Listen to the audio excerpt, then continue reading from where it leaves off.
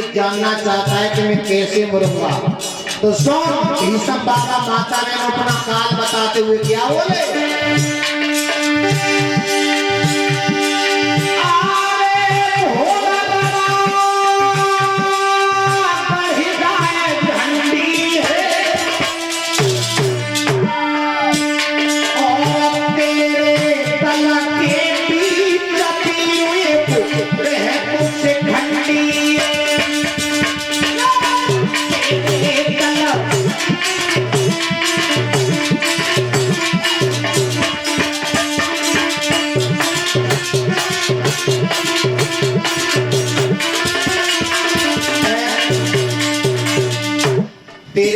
के बीच में जो शिखंडी नाम का वीर रहता है, शिखंडी, हाँ बाबा रहता है। एक काम करना, क्या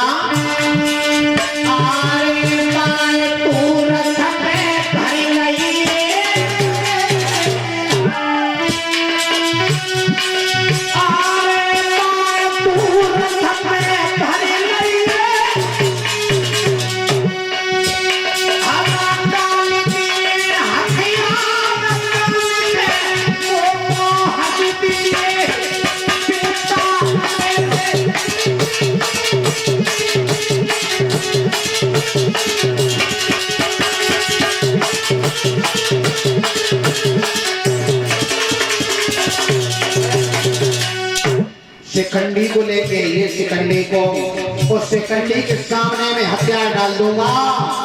ये बाबा तो शिखंडी से इतने डरते हो जो बाबा के सामने हथियार उठाए पकड़ो है, क्यों? तो जवाब दिया, बेटा कोई नहीं मालूम, क्या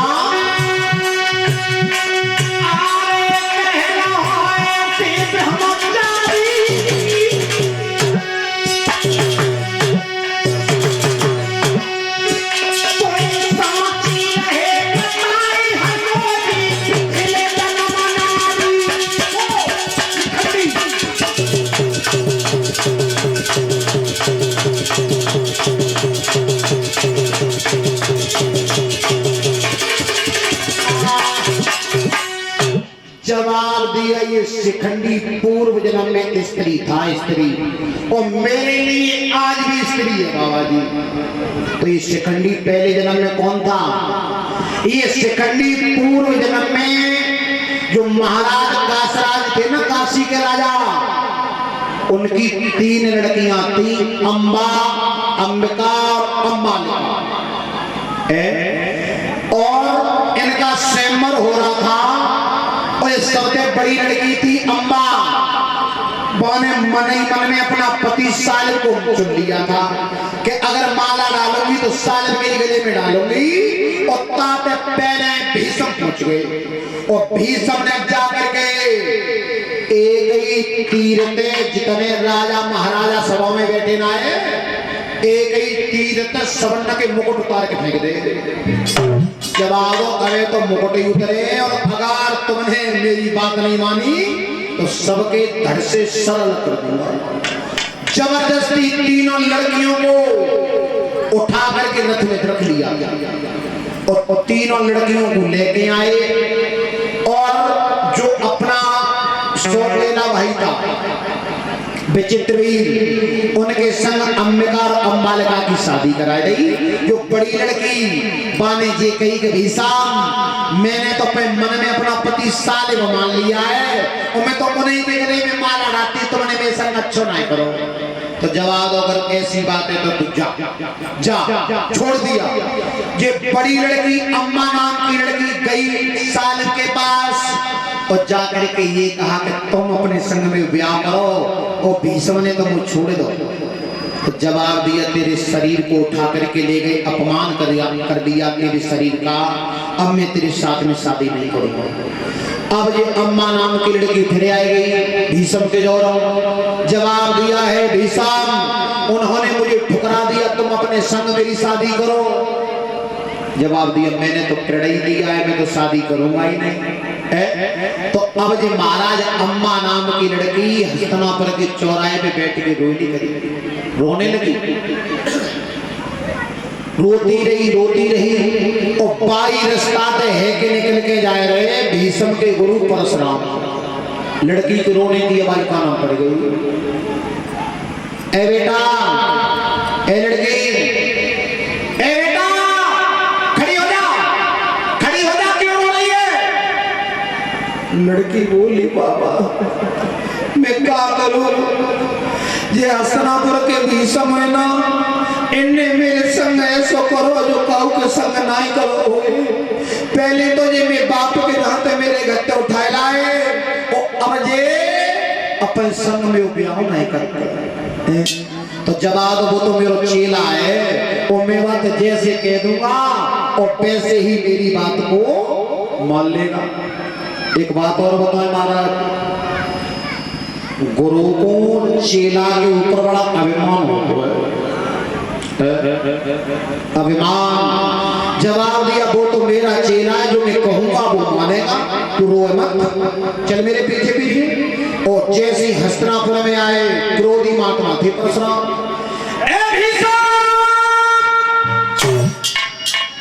क्रोध आ गया। जवाब दिया या तो इस लड़की के साथ में शादी कर ले, और शादी न करे तो मेरे साथ युद्ध कर।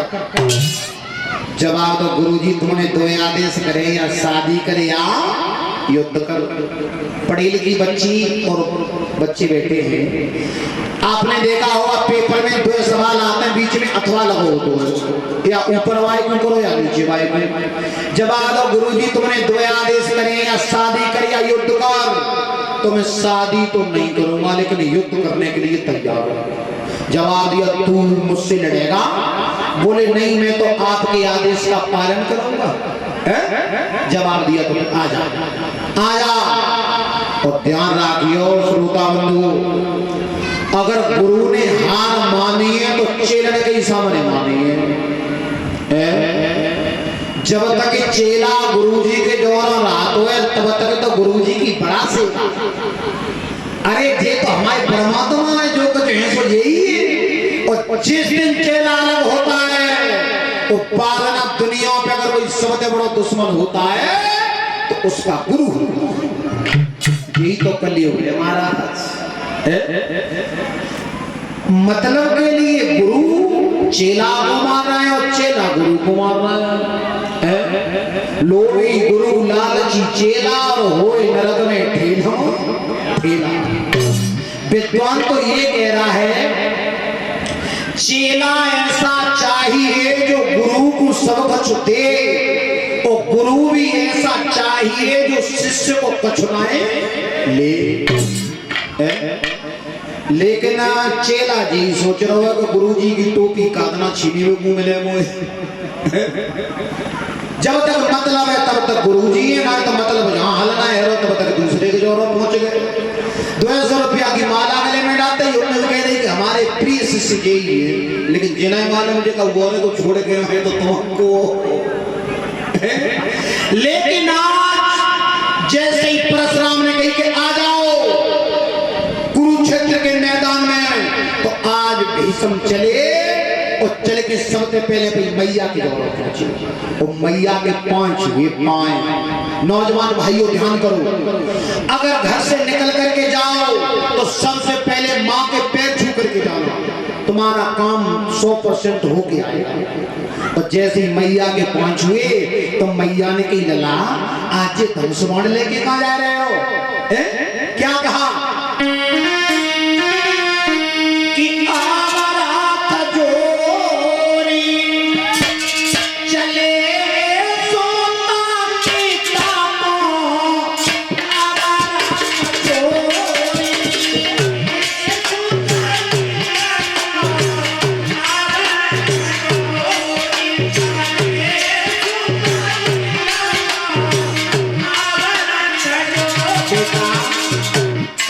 कि सभी माता बहन भाई बंधु, देखो कोई काम करने के लिए जाओ तो मैया के पैर जरूर छुआ करो।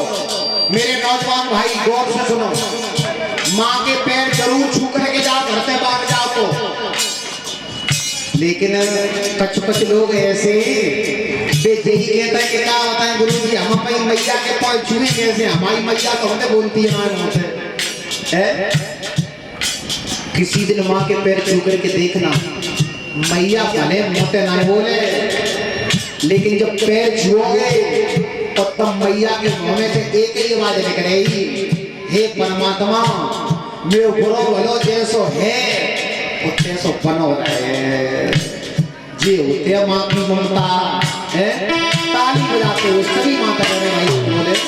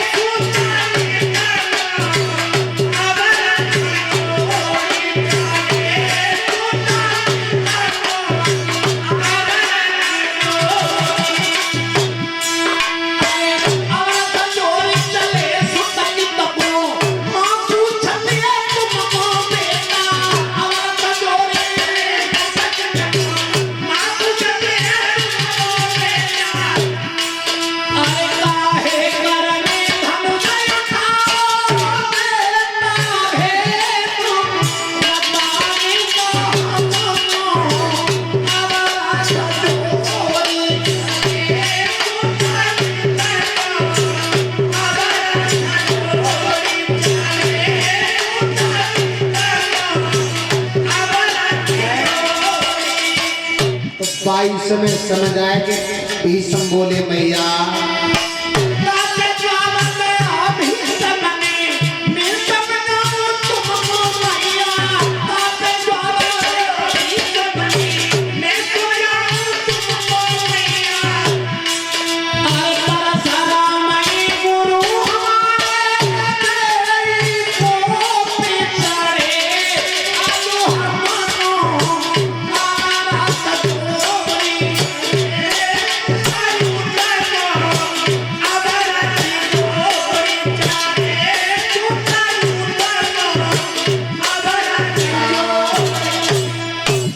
परशुराम हैं गुरु हमारे और बेई को पे चढ़े आजो हम।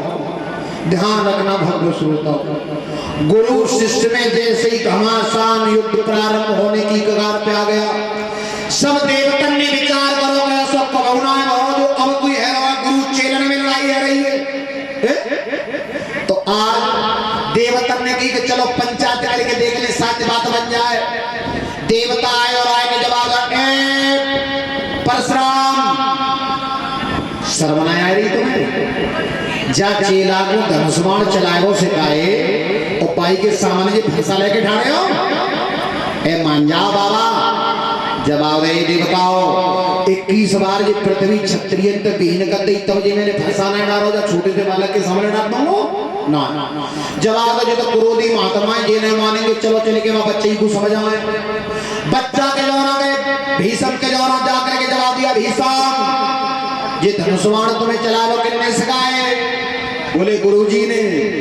बोले गुरुजी के सामने लेके ठाड़े हो जे शोभा दे रही है तुम्हें? जवाब दो देवता बिल्कुल गलत कह रहे हो, मैं तो अपने गुरुजी के आदेश का पालन कर रहा हूँ, गुरुजी ने तो कही है कि वो तो लड़े हैं। देवता बोले जा बच्चा की कोई कमी ना है, चलो नहीं समझ आने जवाब दो, रुक जाओ तुम्हें परशुराम। बोले जाए तो लड़का तो कह दियो कि बिना खाए पिए 24 घंटा लड़ाई हुई है, अबे रुक जाए। भीष्म से कही कि 24 घंटा की कह रहे, तुम्हारे गुरु का कह रहे हो तुम? बोले गुरु जी 24 घंटा की कह रहे, मैं 6 महीना की कह रहा हूँ, बिना खाए पिए ऐसी लड़ाई हुई। देवकन्या के कही कि तुमने 24 घंटे की, तुम्हारा चेला कह रहा है 6 महीना की क्या कह रहे हो तुम? उपाय समय पे गुरु जी ने धनुष्बाण जमीन पे छोड़ दिया, जवाब दिया कि जा आज के बाद में मैं किसी क्षत्रिय को विद्या नहीं सिखाऊंगा। महाराज चेला के ही सामने गुरुजी आ रहे हैं, जब आ रहे हैं तब क्यों? क्योंकि गुरुजी की जितनी भी कमजोरियां होती है वो चेला अपने हाथों में ले लेता है, तो तब कहते हो कि बताओ छूटू जाए। मेरे भगवत श्रोताओं, आज परशुराम हार गए, वो लड़की ठाड़ी बाबा, ए बाबा सुनना रहे 24 घंटा की गई तो 6 महीनों की पत्र लेके आओ, अब मुझे लड़ो नहीं जाएगा। जवाब बाबा मैं जाके सक शादी करबो तो ना चाहते, लेकिन जाए मैं भाई आंखने के सामने मरता हुआ देखना चाहती। जवाब दिया जा ऐसा ही होगा, लेकिन अभी नहीं, अगले जन्म में। और वही अम्मा नाम की लड़की ने तपस्या करके अपने शरीर को गला दिया हिमालय पर, और वही कौन बनी? शिखंडी। और शिखंडी के सामने पर बाबा पुरानी बात याद कर रहे हैं कि बेशिखंडी है, अम्मा नाम की लड़की से श्राप लगा हुआ है, मैं जब भी मरूंगा तो इसके सामने पर ही करूंगा। तो पहली बार अर्जुन शिखंडी को लाना भूल गए, और बाबा के सामने जैसे रथ आया तो विचार करो कि हमें भाई कन्हैया को तोड़वाना है। तो आज बाबा ने कौन सा काम करो महाराज?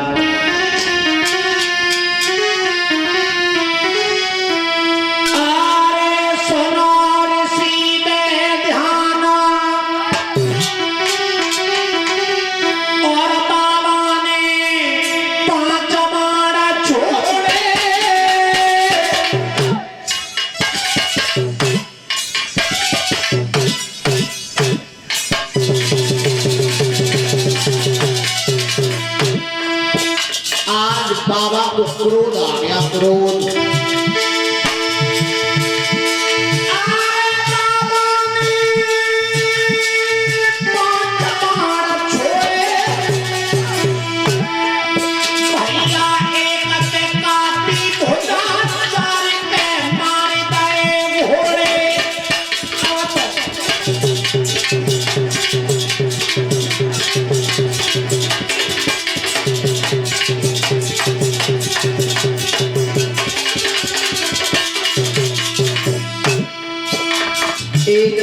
काट गई रथ के ऊपर जो डंडी लगाई जाते महाराज, और 4 तक घोड़ा मारते बाकी बात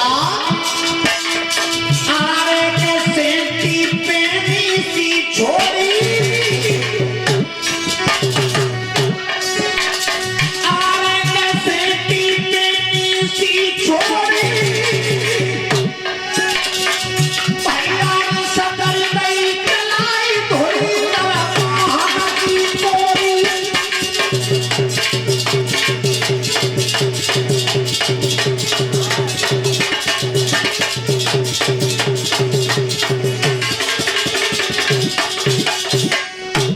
माता बहनों, जैसे ही रथ की धुरी टूटी और आज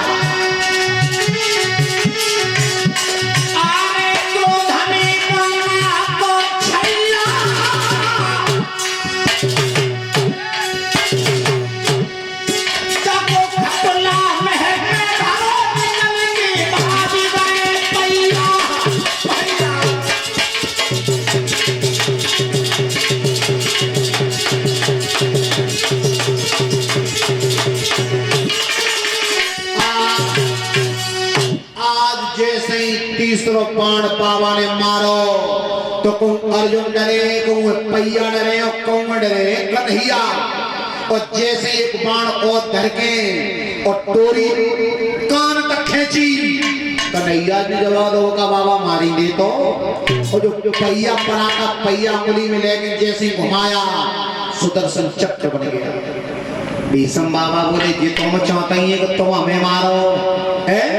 जवाब दो हम बाबा तुम्हें काम आना है, तुमने जी पहिया तोड़ के डांट दो है, बा घुमाए के देख रहे हैं कि दोबारा फिर काम बच जाएगा कि ना है। जवाब दो भीष्म बाबा कह रहे हैं कि कितनी बातें बनाओ, कन्हैया तुम्हारा पेड़ टूट गया, तुम्हारे हाथ में भी सुदर्शन था। आज अर्जुन द्वारा रथ को लेकर के आए, और शिखंडी को जब लेकर के आए हैं तो आज बाबा ने धनुष बाण छोड़ दिए। इतने बाण मारे, इतने बाण मारे कि बाबा बाणों की सैया पे आ गए। 10वें दिन बाबा बाणों की सैया पे हैं। आज गर्दन नीची हो गई। दुर्योधन ने नौकरों से कहा कि तकिया लेकर के आओ। बाबा कहने लगे अरे दुष्ट दुर्योधन, तुझे यही नहीं मालूम कि रण का तकिया क्या होता है? जिसने मुझे सैया दी है वही मुझे तकिया देगा। आज अर्जुन ने 2 बाण जमीन में मार करके बाबा का सिर ऊंचा कर दिया।